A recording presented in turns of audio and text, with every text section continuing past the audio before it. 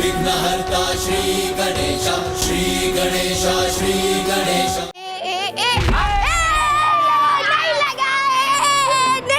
नहीं लगा। मित्रों देखो, मित्रों देखो, ये देखो,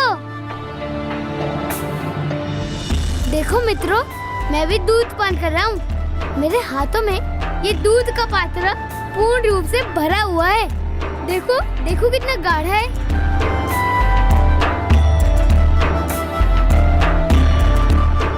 देखो मित्रों, देखो, ये वास्तविक दूध नहीं है।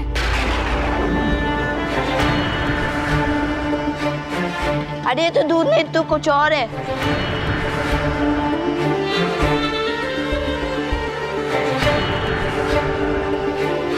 अरे दूध में आटे का घोल है।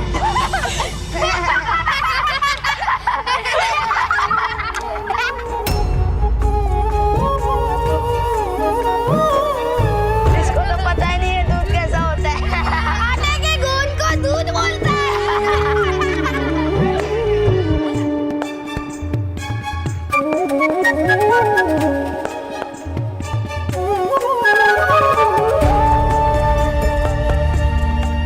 क्या ये सत्य में दूध नहीं है?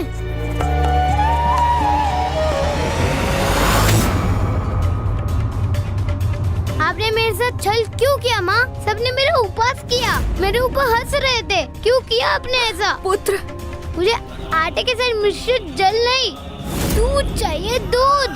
मुझे दूध चाहिए, मुझे दूध चाहिए और कुछ नहीं। आपने सुना ना, दूध चाहिए, मुझे दूध चाहिए, मुझे सत्य का दूध चाहिए, दूध चाहिए, दूध चाहिए। तुम्हें दूध चाहिए? दूध चाहिए तो जाओ अपने पिताजी से मांगो।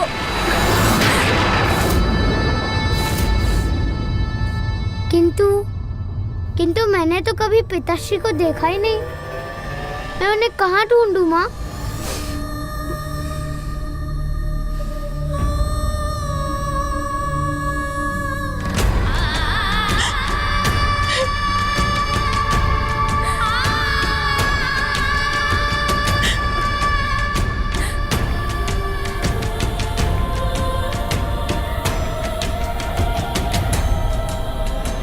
तो जाओ उनसे मांगो जो मेरे, तुम्हारे, समस्त जगत के पिता हैं।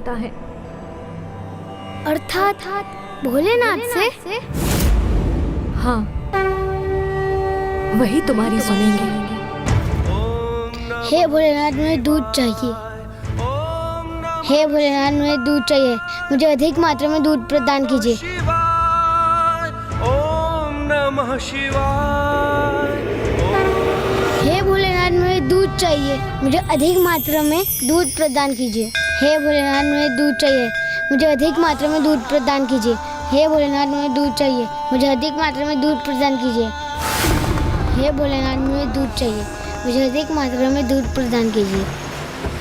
हे भोलेनाथ, मुझे दूध चाहिए, मुझे अधिक मात्रा में दूध प्रदान कीजिए। हे भोलेनाथ, मुझे दूध चाहिए, मुझे अधिक मात्रा में दूध प्रदान कीजिए। हे भोलेनाथ, मुझे दूध चाहिए, मुझे अधिक मात्रा में दूध प्रदान कीजिए। हे भोलेनाथ, मुझे दूध चाहिए, मुझे अधिक मात्रा में दूध प्रदान कीजिए। हे भोलेनाथ, मुझे दूध चाहिए, मुझे अधिक मात्रा में दूध प्रदान कीजिए। हे भोलेनाथ, मुझे दूध चाहिए, मुझे अधिक मात्रा में दूध प्रदान कीजिए। हे भोलेनाथ, मुझे दूध चाहिए, मुझे अधिक मात्रा में दूध प्रदान कीजिए। हे भोलेनाथ, मुझे दूध चाहिए, मुझे अधिक मात्रा में दूध प्रदान कीजिए। हे भोलेनाथ, मुझे दूध चाहिए, मुझे अधिक मात्रा में दूध प्रदान कीजिए। हे भोलेनाथ, मुझे दूध चाहिए।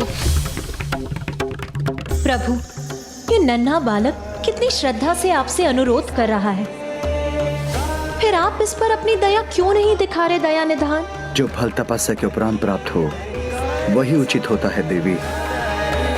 कठोर तपस्या के बिना प्राप्त फल का कोई मूल्य नहीं होता देवी।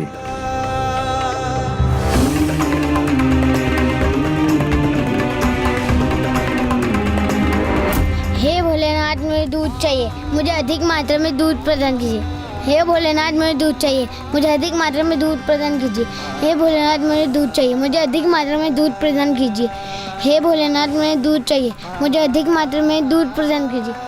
हे भोलेनाथ मुझे दूध चाहिए, मुझे अधिक मात्रा में दूध प्रदान कीजिए। पुत्र, ये क्या कर रहे हो तुम? आप ही ने तो कहा था माँ कि भोलेनाथ से दूध मांगो, तो भोर से वही मांग रहा हूँ। और अब तो रात्रि भी हो गई है, किंतु ना ही परमपिता महादेव आए और ना ही उन्होंने मेरे लिए दूध भेजा।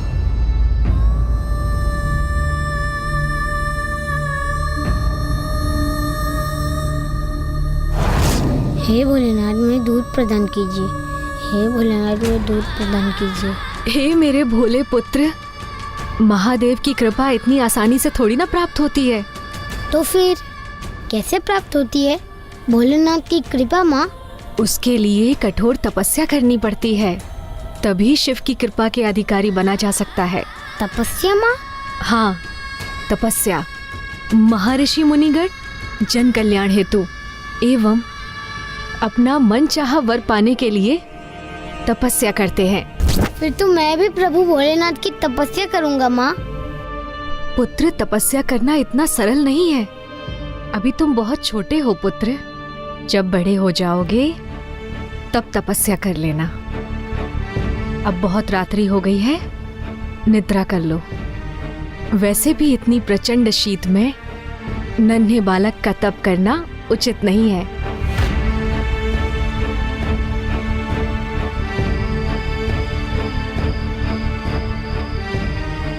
महादेव की कृपा इतनी आसानी से थोड़ी ना प्राप्त होती है, उसके लिए कठोर तपस्या करनी पड़ती है, तभी शिव की कृपा के अधिकारी बना जा सकता है। तो जाओ उनसे मांगो जो मेरे तुम्हारे समस्त जगत के पिता हैं, वही तुम्हारी सुनेंगे। महादेव की कृपा इतनी आसानी से थोड़ी ना प्राप्त होती है, उसके लिए कठोर तपस्या करनी पड़ती है। महादेव की कृपा इतनी आसानी से थोड़ी ना प्राप्त होती है, तभी शिव की कृपा के अधिकारी बना जा सकता है।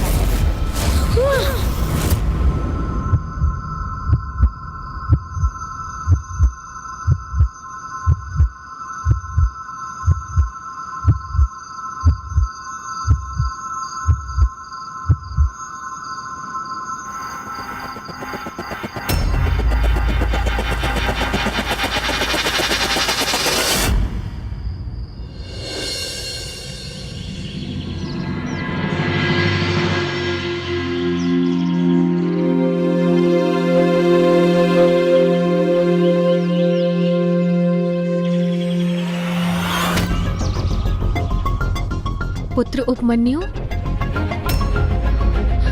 पुत्र उपमन्यु, इतनी भोर में कहाँ चला गया? फिर तो मैं भी प्रभु भोलेनाथ की तपस्या करूंगा माँ।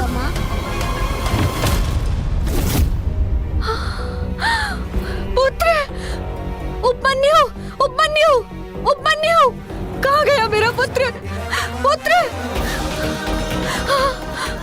उपमन्यु, पुत्र कहाँ गया मेरा पुत्र? उपमन्यु, उपमन्यु, एक बालक ही तो है, तब के लिए कैसे जा सकता है?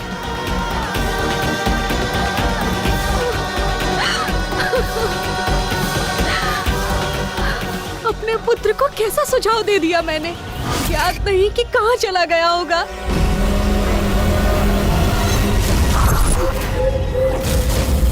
और कहाँ होगा पुत्र?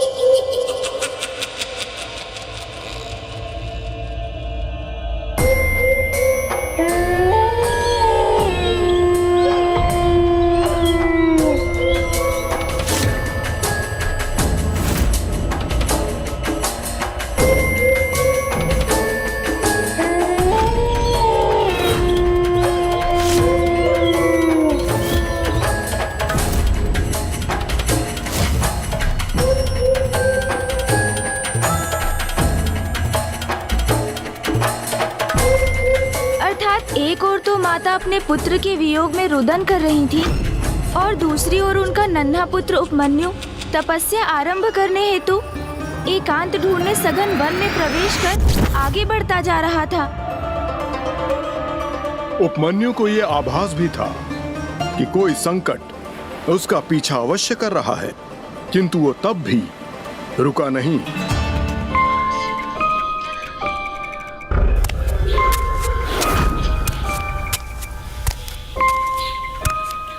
मुझे ज्ञात है कि एक घना वन संकटों से भरा पड़ा है, किंतु मैं किसी भी दशा में अपनी तपस्या पूर्ण कर प्रभु महादेव को प्रसन्न करूंगा और उनसे दूध प्राप्त करके ही रहूंगा। ये वन घना प्रतीत होता है, मुझे अपनी तपस्या यहीं आरंभ करनी चाहिए।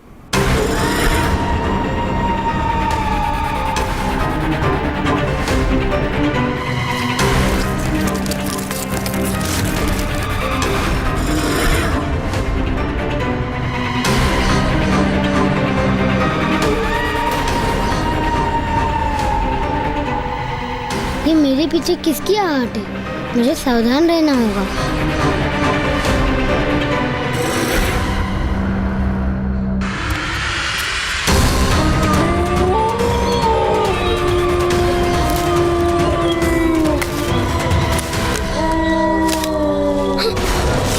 ये कैसी ध्वनि थी? कौन है यहाँ मेरे निकट?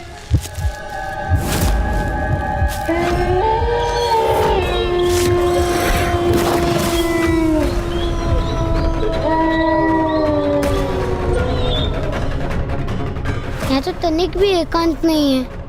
मेरे अलावा कोई और भी है यहाँ। किंतु माँ ने तो कहा था कि तपस्या एकांत में ही संभव है। मुझे ऐसा ही कोई स्थान ढूंढना होगा इस वन में।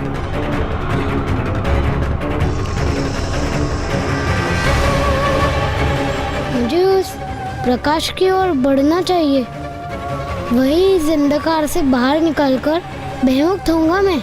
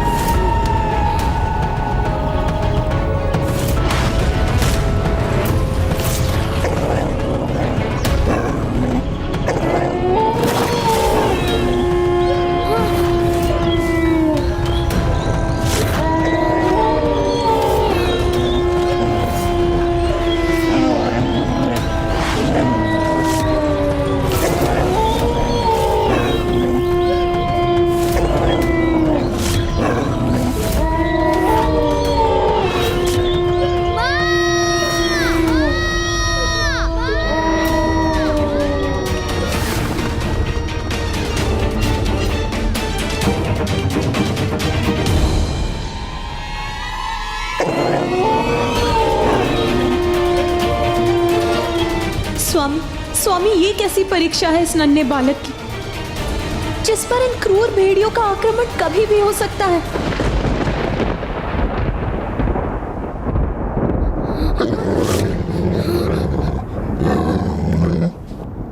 ऐसी छोटी बड़ी चुनौतियों का सामना करने वाले भक्तों की सफलता ही नहीं, उन्हें तेजी की प्राप्ति भी होती है। और जिन भक्तों की भक्ति में सत्यनिष्ठा होती है, उन्हें तो प्रभु स्वयं ही प्राप्त हो जाते हैं।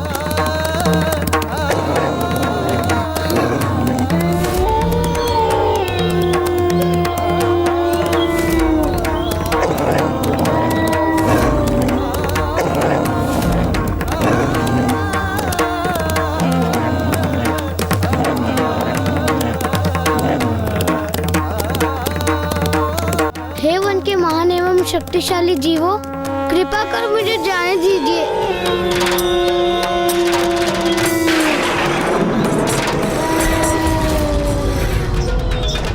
मैं तो महादेव की आराधना, उनकी तपस्या करने आया हूँ। मैं आप में से किसी को भी क्षति नहीं पहुँचाऊंगा, इसलिए आप ही मेरा अहित मत कीजिए। लौट जाइए यहाँ से, लौट जाइए।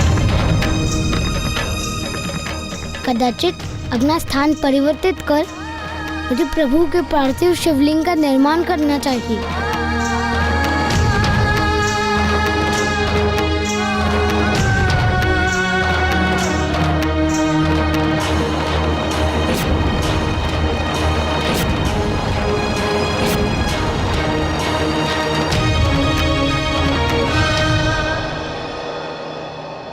फिर क्या हुआ लंकेश?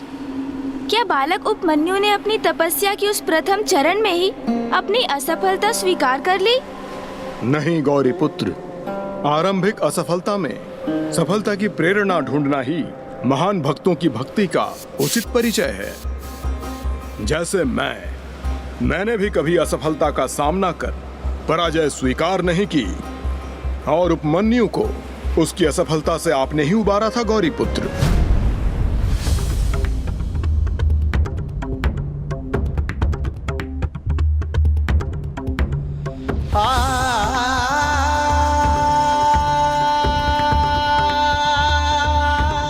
सभी स्थानों में मैं विफल हो रहा हूँ।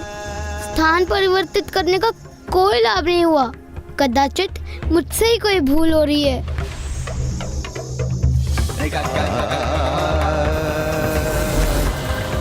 किसी भी कार्य को आरंभ करने के पूर्व प्रथम पूज्य विघ्नहर्ता श्री गणेश जी की पूजा करना अनिवार्य है।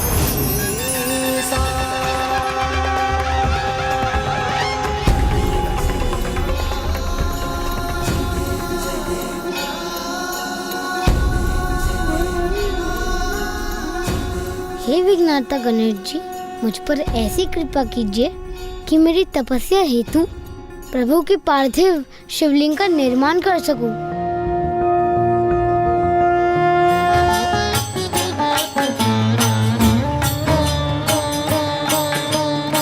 ओम नमः शिवाय, ओम नमः शिवाय, ओम नमः शिवाय, ओम नमः शिवाय, ओम नमः शिवाय, ओम नमः शिवाय, ओम नमः शिवाय, ओम नमः शिवाय, ओम नमः शिवाय, ओम नमः शिवाय, ओम नमः शिवाय, ओम नमः शिवाय,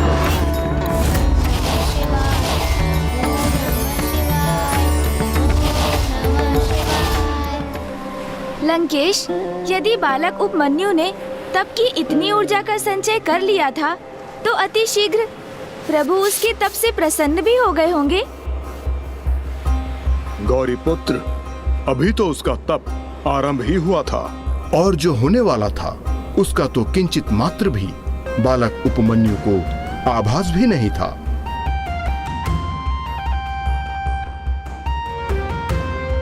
ओम नमः शिवाय, ओम नमः शिवाय, ओम नमः शिवाय, ओम नमः शिवाय, ओम नमः शिवाय, ओम नमः शिवाय, ओम नमः शिवाय, ओम नमः शिवाय।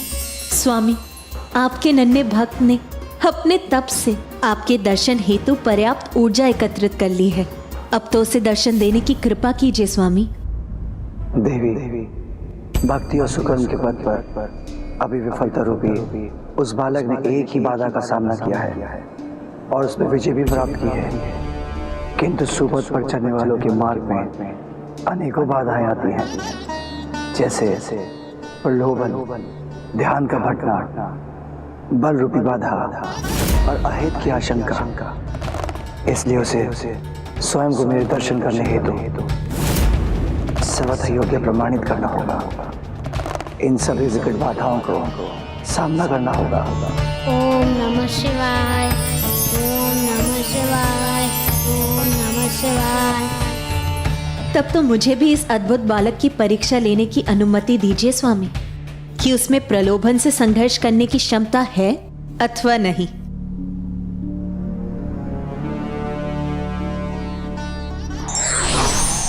ओम नमः शिवाय, ओम नमः शिवाय, ओम नमः शिवाय।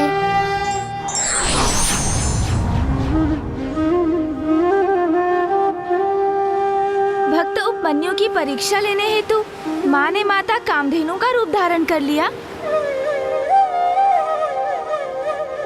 उठो पुत्र, तुम अब पर्याप्त तपस्या कर चुके हो। उठो और ये दुग्ध ग्रहण कर थोड़ा विश्राम करो। ओम नमः शिवाय। अपने नेत्र खोलो पुत्र, देखो मैं कामधेनु स्वयं तुम्हारे समक्ष हूँ, तुम्हारे लिए दुग्ध लेकर आई हूँ।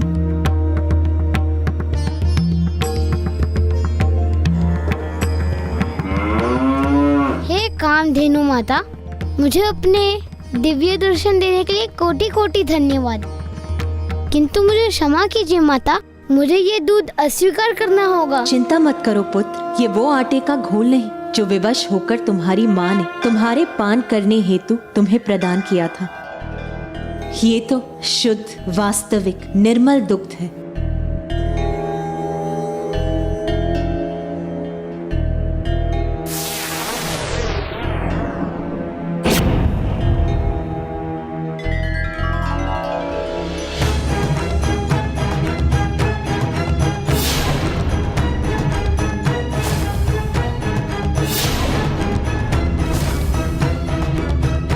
वो महादेव की तपस्या करते हैं, उनको प्रसन्न करने की साधना करते हैं और तब तक अपनी तपस्या में लीन रहते हैं जब तक वो महादेव को प्रसन्न ना करें। मुझ पर कोई भी संकट क्यों ना आ जाए, मैं महादेव की तपस्या पूर्ण करके ही लौटूंगा। अब तो महादेव को अपने हाथों से मुझे दूध पान कराना ही होगा।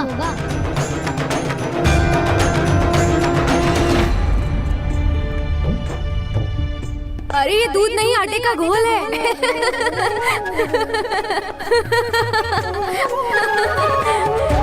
इसको तो पता ही नहीं है दूध कैसा होता है। आटे के घोल को दूध बोलता है।